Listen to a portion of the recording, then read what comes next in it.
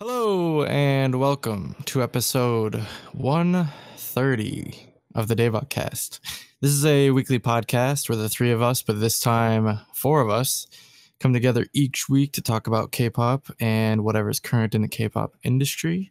This week, we got a review, we got three topics, we got special guest Umu, who I guess I'll introduce first since who goes off the special guest. He goes off camera right as you introduce him. He's like, oh, actually, we actually have Brian this week. Oh my god! Yes. The DAY6 connections. Let me find all my Brian pics in my room. All right, so I guess in case you didn't know, Umu, she is the, as she says, channel runner of ReacttotheK, which I'm sure you already knew that, which is probably why you're already here as well. So yeah, if you want to, I guess, introduce yourself to people who don't know you, which is very few, but you know. Yeah, people who don't know me, I am a classical musician and I attend a college where I have other classical musicians, some are jazz musicians, basically analyze K-pop on YouTube, and it's fun. And we talk about music from a musician's point of view. Yeah. Dope. All right. And now, as always, I'm joined by Nate. Let's get ready to rumble. Yes, Ailey put those lyrics in her single. It's ridiculous. She's gonna get sued by Michael Buffer. Exactly. It was so ridiculous. Since I wasn't here for that review. Although I think I said that several times in my review. Now, also, as always, I'm joined by Andrew, who usually has three things. Usually, but I mean, I could just talk about lighter sort of topic stuff, but I guess something more important happened over the past week. So on Thursday, July 18th, Kyoto Animation, a anime studio in Japan, was the target of an arson attack, and so yeah, I just wanted to sort of like maybe go over it a bit. Like 34 people perished, unfortunately, due to the arson attack. 35 people were injured, and all of their sort of like materials and computers were destroyed. So as a huge, anime fan, weeb, whatever, fan of a lot of their work, it just really hit me hard. Just hearing about it and just seeing, Kyoto Animation just making like front page news everywhere, even in the United States, over something like this. And they really, they don't deserve it at all, because they make some of the most beautiful work. So just as a sort of, I guess, sort of informational thing, one of their American distributors, Sentai Film Works, started a GoFundMe to help, sort of assist in anything that they need, whether it be, financial or just anything that they need to sort of replace equipment. Unfortunately, you can't replace the lives, but anything that can help right now would definitely, benefit them. So the initial goal was only like $750,000, and in the past 4 days, they're closing in on $2 million in terms of donations. So I'll leave the link to the donation in the description if you want to support them. Also you can support them by, they have this shop on their like a website sort of thing, and it's like a digital shop, so it's like buying like high quality wallpapers essentially of just like the different like anime characters or whatever. So that's a good way to support, since they don't have to like process like shipping and all that sort of thing. But yeah, I just wanted to like bring that up. It's definitely something that affected me a lot, because I'm a huge, like, there's an entire list of like stuff that they've done, from like Full Metal Panic, Air, Haruhi Suzumiya, Canon, Lucky Star, Clannad, K-On!, Nichijou, Hyoka, Love Chinibyo and Other Delusions, Free, Beyond the Boundary, Hibike Euphonium, Miss Kobayashi's Dragon Maid, Violet Evergarden, A Silent Voice, like all of that. All of that was them, and yeah, it definitely hit me hard. I know, Umu, you're a big fan of Clannad. That defines your entire life, so yeah. So yeah, definitely. Violet Evergarden. Yeah, Violet Evergarden was amazing too. So yeah, definitely. Please, assist in any way you can. If you can't do it financially, just you can let us know what your favorite KyoAni memories or KyoAni shows were. But yeah, just keep them in your thoughts, keep them in your prayers. It was the second most deadliest attack in Japanese history. So Yeah, that's really all I want to talk to you about today in three things before we get into less or lighter topics. So yeah, that's it. Horrible. I heard about it lightly when it happened. I was hanging out with like my anime friends, but I didn't know which anime they produced. Yeah. And it turns out it's like all my favorite ones. That's yeah, great. all my favorite ones. Like I spent so much like time watching all of their. Like I literally the week before the incident happened, I watched like the movie of Hibike Euphonium, and they were like posting these like facts about like. Because it's, for those that don't know, Hibike Euphonium, Sound Euphonium is a story about like a high school like concert band sort of thing, and they, like their attention to detail for the animation is so much that they recorded people Pretty darn good. performing the actual like pieces that they were like including in the animation. They recorded like their hand movements and like their lip movements and everything just to like nail down the accuracy of it, and you know. It's nothing short of beautiful, and it just really hurt me. I know you guys, Jacob and Nate. I know you have like definitely have an affinity to some of their shows as well. I know Nate, you said Haruhi, really big show for you as well. My favorite anime. I was just talking to my friend this weekend. Like, I was like, if you want something that isn't super plot heavy and it's just fun and feels good, watch K-On! Yeah, K-On! Yeah, Just K-On! another like all these like really big influential shows in anime, and I mean it's stuff that like crosses over into Korea as well in terms of popularity. So, yeah, again, just donate, please. Just do whatever you can to help them. Jacob, you don't have blown up. No, I don't. Hashtag no blown up. Yeah, Hashtag no, that's the thing. We have an audience now. We need to get so Umu's audience. If you haven't been turned away by the sad news of KyoAni, I mean, 9,001 copies. Yeah, you know, Blown Out. Somebody, and I'll make a throne of them, and I'll sit in it every episode. No, so Blown Out is a like poem book written by Tableau of Epic High. So he'd always read out of it, but we haven't been able to find it for the past 2 years. So I found it again. It's on my Jacob bookshelf needed over there. An introduction, so he decided to read out of it as his introduction, and he did it for literally like 2 weeks, and then lost the book. So, yeah, no, it's just okay. So everyone tweet at Tableau and tell him to get Jacob on the podcast. No, get Jacob a signed copy of. Get Tableau on our podcast. Come on, man. That's true. And Eric Nam, Tell since he stole our I'm name. Yeah, since he stole our name, you're like, hey, can you get Eric Nam to come as well? Because we got to take him to court. So we do have to take him to court for stealing our podcast name. Anyway. Yes. All right.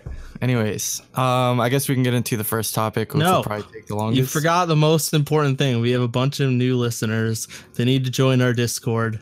They need to subscribe. They need to like. They need to click the bell. You got to do all that garbage. Follow us on Twitter. I think that's everything. But most importantly, join our Discord if you want like cool people to talk to about K-pop.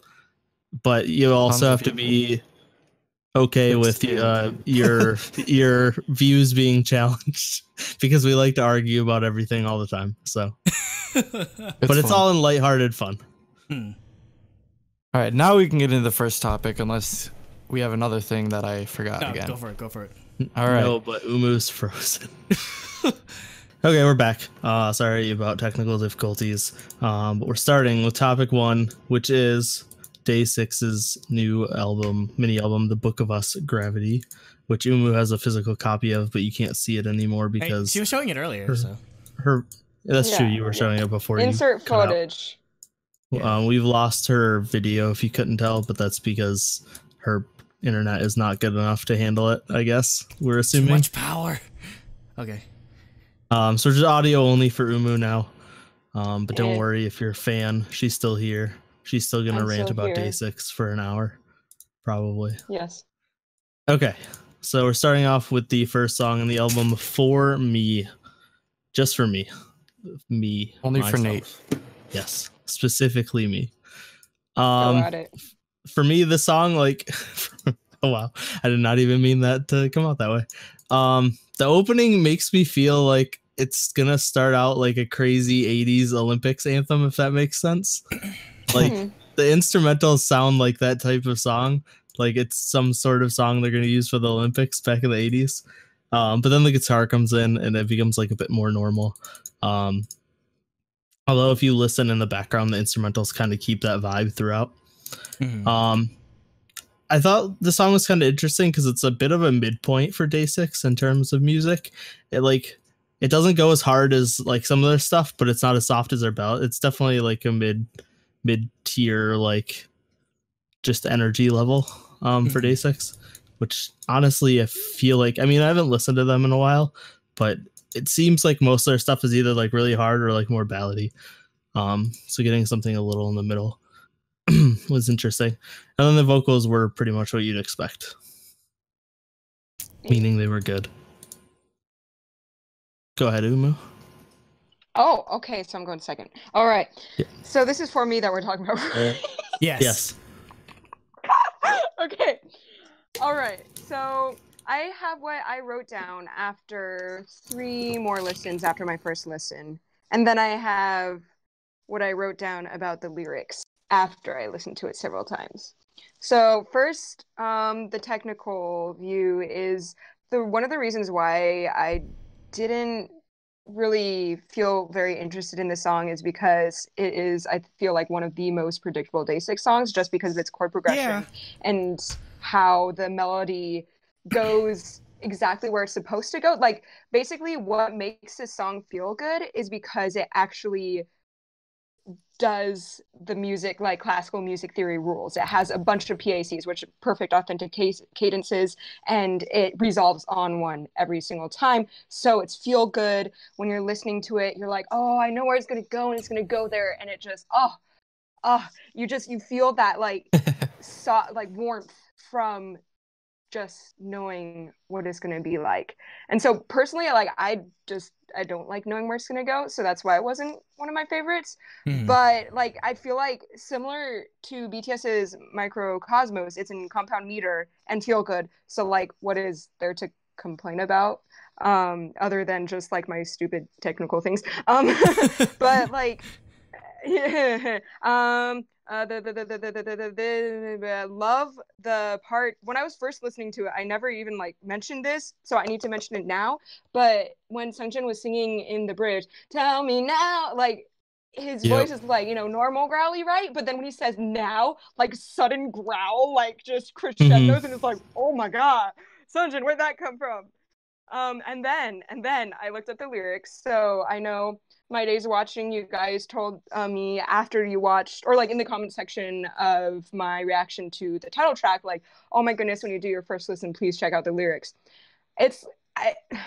So when I do my first listens, it's honestly easiest and quickest for me if I just shoot through listening to the audio, just buying the whole album on iTunes, so I know it's really good audio quality, and not look at the lyrics, so I can concentrate on the music, because I cannot do lyrics and music at the same time. Otherwise, I'll totally miss what the, everything that's going on. And then I can't do it afterwards, because then that just lengthens the time of my first listen. And I usually listen to at least 8 songs for every single time I sit down and record. And then, like my brain starts dying. And so I saved lyric reading for this podcast. And so I read for me's lyrics, and at first I thought, oh, so you're talking about someone else, right? But then I realized, oh wait, no, the lyrics are about you, at you, right? Like at yourself, if I interpreted that correctly. I was like, oh damn.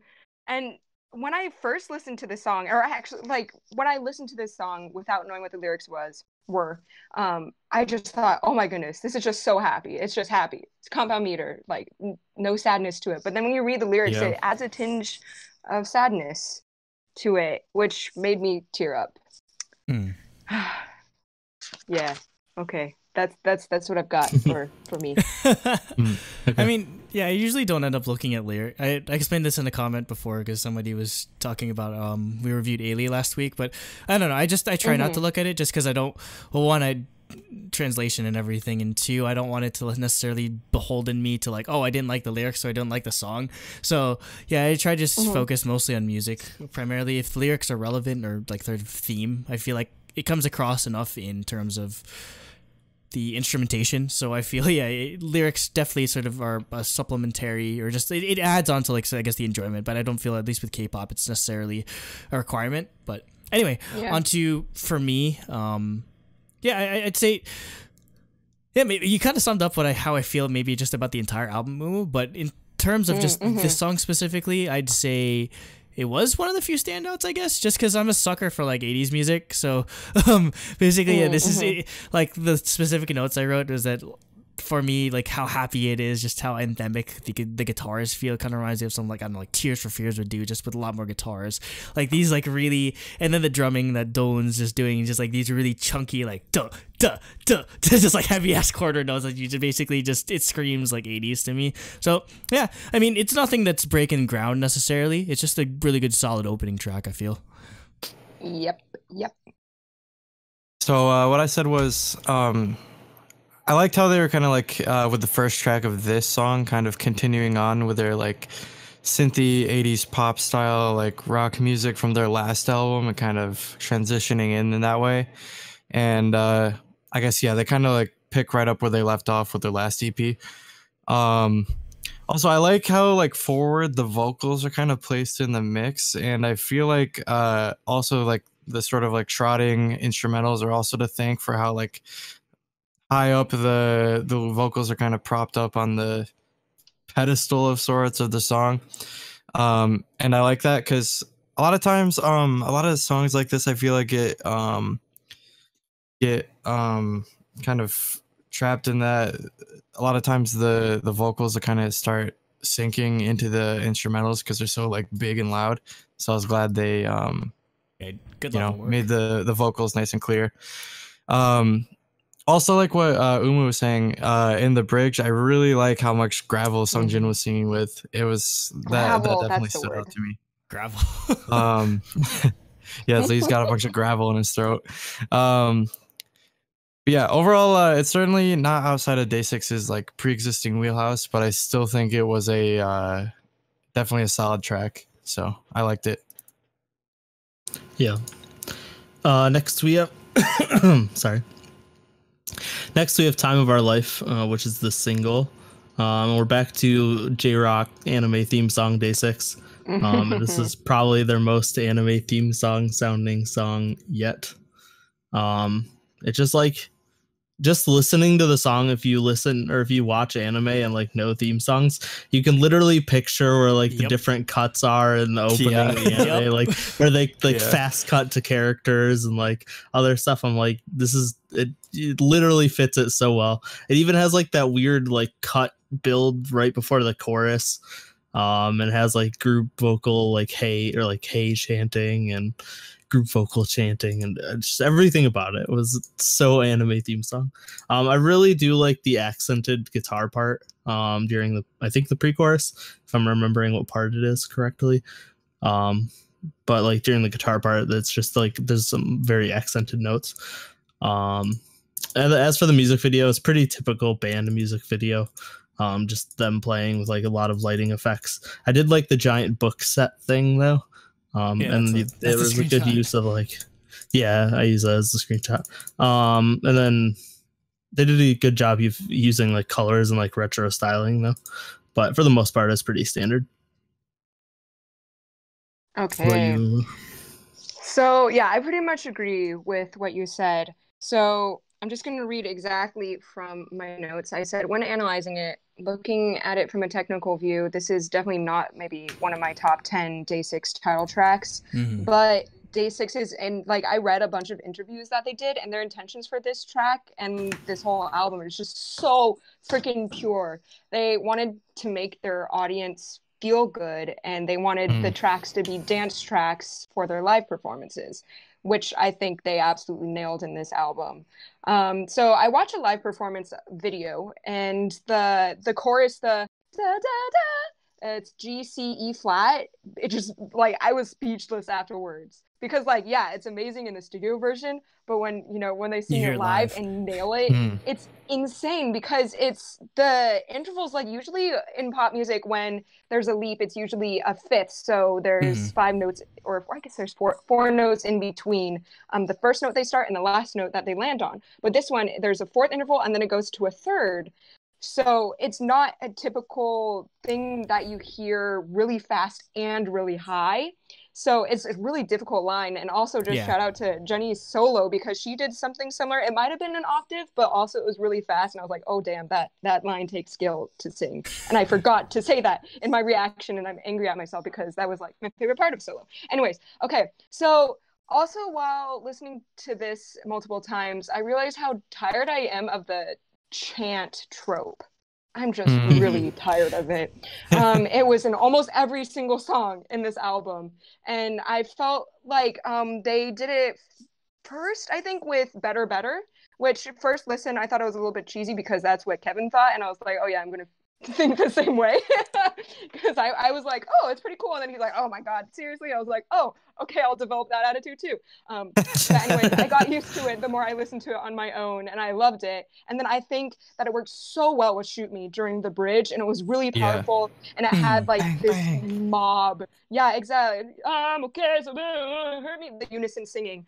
But okay, so this is something definitely controversial, and I'm not saying it's a bad thing, but just personally, it's what irks me about it is that the unison chant-like singing is so obviously specifically for live performances for your audience to sing. Yeah. Like it's specifically written for that.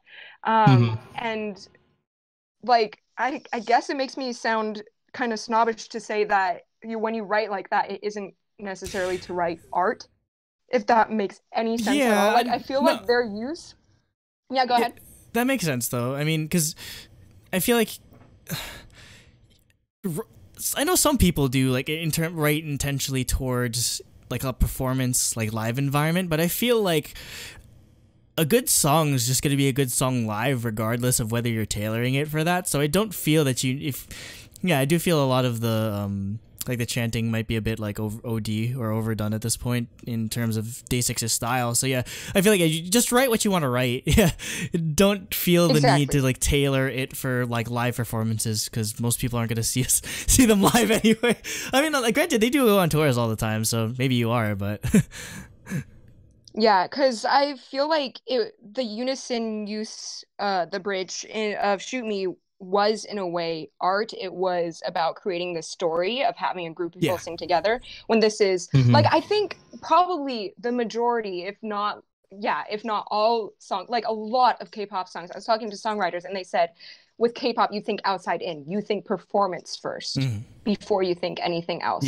So it's a totally normal thing to write for live stage and nothing else. But I guess it's just like a personal thing that I prefer. When I hear the studio version, I want to be able to connect with it musically there rather than just live, because like this time around I might not be able to see DAY6 live, and if I see these songs live, I know I'm gonna freaking love it. I'm gonna sing along during those unison parts. But like if I don't see it live, then my opinion may stay the same. So not all people will be able to see how it is intended to be performed. Then next I wrote that I love Jay's bridge. Oh my goodness. One of my favorite things in music is when you can tell that the singer is smiling. Yeah, you can tell. The part. Yeah, when Jay sings like the time of our lives, like you can tell he's a smiley boy in general while recording that. Yes, exactly. And I love that extra emotion. Did I write at all about the lyrics? I said lyrics are so it seems like the lyrics could be either towards a lover or a friend, and I felt like I could relate it towards this person, one of my best friends I haven't seen for I think over a year, and she's like my favorite person to hang out with. She's like I'm with her and she just makes me happy, and we haven't seen each other forever. So I'm thinking, oh my gosh, I can relate these lyrics to my relationship with her, because the next time we see each other, we have that on our calendar. And we're gonna when we see each other, we're gonna look back on our lives and we can create a page. Like that's what I got through the lyrics for this song. Yeah. I was like, wow, how relatable. Oh, that's it? Yeah, your turn. Yep. Okay, so I guess sort of to follow up on that, or follow up specifically on what Nate mentioned about it being very, DAY6 J-Rock style. Very anime opening. Definitely sounds like it belong on like some slice of life show. Like, I don't know, just like Bunny Girl Senpai or something like that. Just sounds really perfect for that type of show, maybe. I'd say probably in terms of what I did like about this song, favorite part I'd say would be sort of the intro. Just I love the piano melody. Just like, and they have this like electric drum track going on in the background. Just really nice opening. Also, starting off the verse with Younghae Brian was a nice idea, because I feel like it's usually whenever they start off songs, it's either like Sungjin or Jay, because I guess they do a lot of the heavy lifting, but I do like his vocals.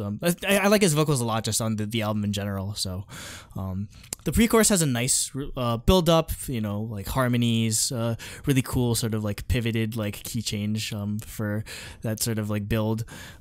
I'd say where it falls flat for me is the chorus, just because maybe I'm just a weirdo, because like the vocal melody they do is pretty interesting, but I'd say what throws me off a lot about this song is like, okay, so they're doing this drum pattern with Dowoon. It's just like, it's like really fast, like snare, like pedal, snare, pedal, like really fast sort of thing. And I usually, just as a avid listener of rock music, for me, it's a style or just like a sort of technique that's for me, it's just kind of associated with something that you save for like a final chorus when you're just trying to like build up the energy for the song. Oh. And they're starting off with it, which kind of threw me off. And the weird thing is, I mean, you can follow up if you want. Umu. I was just gonna say that, what you're saying, it makes sense because the energy level starts off immediately and then just continues throughout the whole thing. Yeah. Right? And so we have no ebb and flow with rhythm or energy or anything. Yeah, and I feel no like climax, really. Yeah, that ebb and flow I feel is important most of all in rock music, I feel, just because it's very much a loud music genre, so like just getting like I feel you need to have that ebb and flow so that it's like dynamics for any type of music. If any of you guys know, like basically you don't have to, my music teacher would always tell me, you don't have to have your like highest highs be like noise shattering, and you don't have to have your lowest lows be like you need to be a dog to hear it. You just need to build a difference between make the difference between your highest highs and your lowest lows noticeable enough. So yeah. Dynamics 101. So yeah, I guess to sort of like follow up on that, basically there's a part of the chorus where they do sort of revert to like a traditional like 1 2 1 2 3 like sort of drum pattern. So I feel like if they switched it around, it might have not sounded weird to me. I mean, that's just like a really like super like, I don't know, just nitpick on my end, but I'd say for the most part I still enjoy the song, though I'd wish, and I do sort of, it's a song you definitely tell that they enjoyed recording, and I feel like that's one thing I do respect about DAY6 is that they basically, their insistence or their modus operandum is just recording music that they like. But I'd say I do miss, I guess, sort of the ambitiousness that they went for with, Shoot Me or Days Gone By. So yeah, this definitely, I guess, is more me, like par for the course in terms of their singles. I mean, it's enjoyable, but I wouldn't put it anywhere near my top 5 DAY6 singles. Yeah. Jacob? All right, so from what I said was like immediately, like from the high momentum like piano intro to like the fast but lighthearted guitars right in the intro, I think this, at least instrumental wise, is definitely the most anime opening sounding or J-Rock inspired track that they released so far. And yeah, like Nate said, like you can like, if in your head you can like visualize exactly when they like change the scenes, and when it's showing like a fighting scene or a character's face or like something like that, like it works really well in that way as like an intro to literally anything. But yeah, so with the shouting stuff, I thought it worked pretty well in this. I liked how they had kind of like a call and reply mechanic kind of going in some of the chorus sections. And I agree with Andrew on that.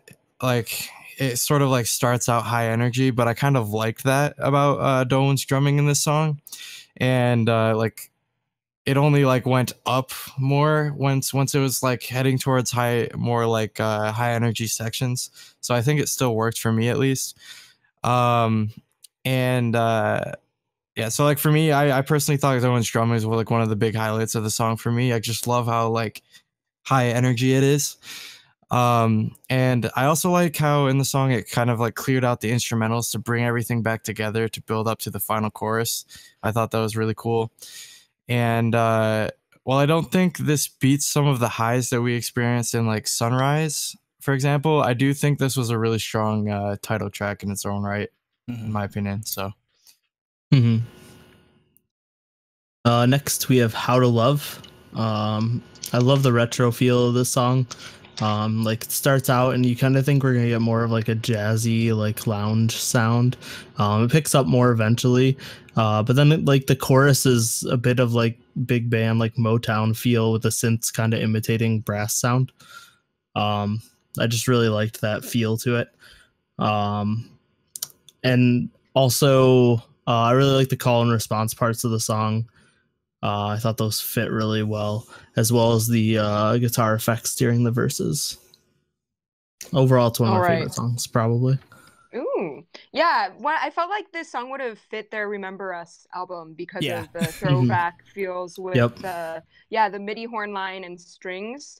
I don't have too many notes for this song, but I said on more listens, I noticed more of the layers, which was pretty fun. Like in the pre-chorus, I listened to this so many times. I think that the guitar and bass line do something different first pre-chorus and second pre-chorus, where the first pre-chorus, like first the guitar has a faster moving pattern and then the bass guitar has a faster moving pattern and then the guitar does, and like all of this is like really in the background, so you have to like really turn up your your volume in order to hear this. But it was really fun. Then like can't remember how I reacted to this first time through, but like man, this bass line in this song, like my best friend's boyfriend is a bassist and he told me to send him a song whenever I thought the bass line is good. So this is one of those songs that I'm gonna send to him. And yep, that's all I wrote. Like on paper, I should have enjoyed this song a lot more. Yeah, it has a really nice bass line, as you said. There's some like cowbell in there. Always need more of that. I feel like in retrospect, though, I feel like it's kind of the weakest song on the album for me. I guess maybe just because it is kind of a bit of retreaded territory in terms of we definitely. I think they did a single that sounded like this. I can't remember it just off the top of my head, but it definitely does sound a bit familiar. It kind of sucks because it probably has one of my favorite moments in the entire album, because there's this part in the bridge where Brian Young the high note, Young K? Yeah. There's like vibrato and everything. We're just like, what the hell? Where did this come from? Why haven't they been using this? Oh man, yeah. So that's probably the favorite part of the song. Yeah, I mean, like that's the only reason I like this song at all, just because of the incredible vibrato part. I did not know he had it in him at all, just because, like, I know he does high notes, but damn, that was just some incredible like vocal vibrato. Yo, see, the thing is, you have to watch their behind the scenes videos because he just like walks around in the background just riffing like crazy, like you never heard in any of their songs. And then you need to see, like, have you seen them live? Yeah, I've seen them live. Yeah, we saw them live. Okay. I haven't. Because I guess he doesn't go full force live here yet. But like, yeah, once you like marathon like all their behind the scenes videos, like you know that like, oh my goodness, and all their covers, you know what he can do. And you just have to prepare yourself every single album, like what he's gonna do this time. It's like he's unlocking new powers with each comeback. Like, I can rap. Second one is I can sing low and sound really good. Third one is I can sing really high. Fourth one is you know do this crazy high note with really wobbly vibrato. Like he's just showing what he can do.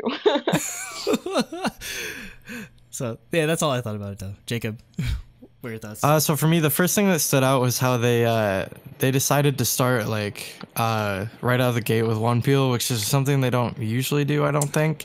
They need to do that more. His voice is amazing. I liked it. I thought his intro right in the beginning was awesome. And I love once again how like forward the vocals appear in the song. And then I think it's there's synth strings that they're using in the instrumentals. Yeah, but which I did like, but I wish they used a bit more electric guitar on this, either that or like make them louder in the mix. I think could have brightened the mood of the song even more than it already was. But yeah, overall it's a strong track either way. So when I first listened to this or saw the title, I'm just like, what the heck is UN Village? Apparently, yeah, I don't know. Apparently, it's like the Olympic Village or something. No. Apparently, it's like think like Gangnam in Gangnam Style. Like basically, like it's like a really like affluent like neighborhood in